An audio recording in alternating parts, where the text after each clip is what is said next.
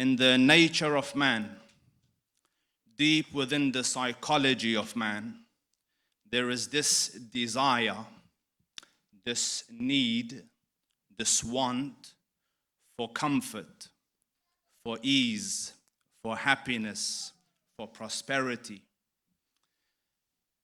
The Quran says, وَإِنَّهُ, and verily he, man, لِحُبِّ الْخَيْرِ لَشَدِيدٌ, he likes goodness, he likes comfort, he likes happiness, he likes prosperity, and he likes it immensely, intensely, violently, or if you want to use the language of Hollywood, he likes it with vengeance. And everything that you see around yourselves is a direct product of man's insistent desire for goodness.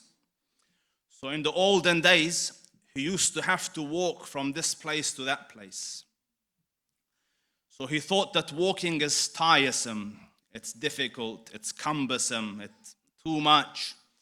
So he forced the animals to take him. So the horse would take him, and the donkey would take him, and the camels would take him.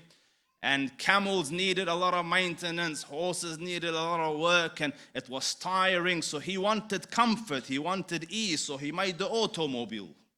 You know, just to switch a little fuel in it goes a long way. And then the automobile couldn't cross the ocean, so he made the Titanic.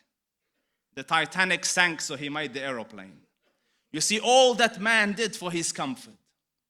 So today in 2022, you sit here in the thick of winter, and with a click of a button, breeze of summer comes in, material prosperity like you never imagined, water at your fingertips, temperature at your fingertips, lighting at your fingertips, and yet with all the material prosperity man has piled around himself, man is still not happy.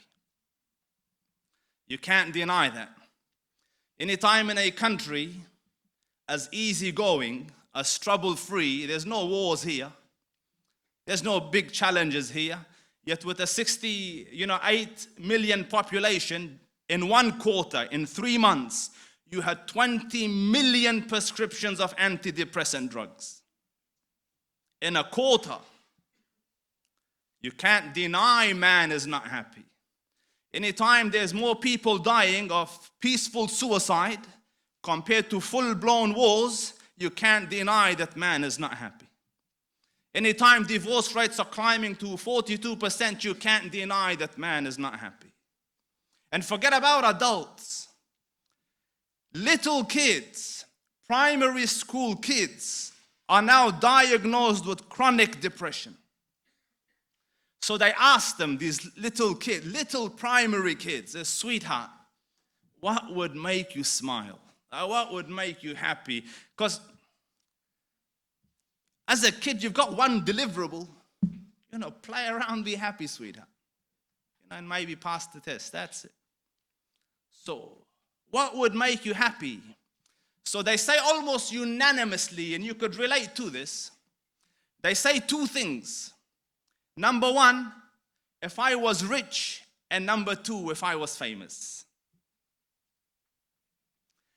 If I had fame and fortune, I would be happy. So I said, khalas, let me look at the rich and famous. And oh, sweetheart, have you seen the rich and famous?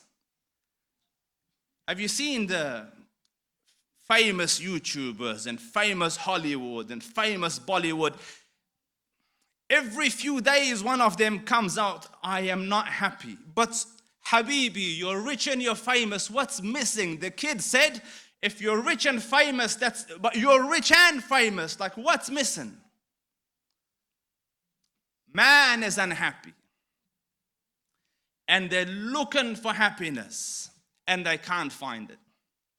They look for it in a bottle of alcohol. They look for it in a pill. They look for it in an injection. They look for it in substance abuse.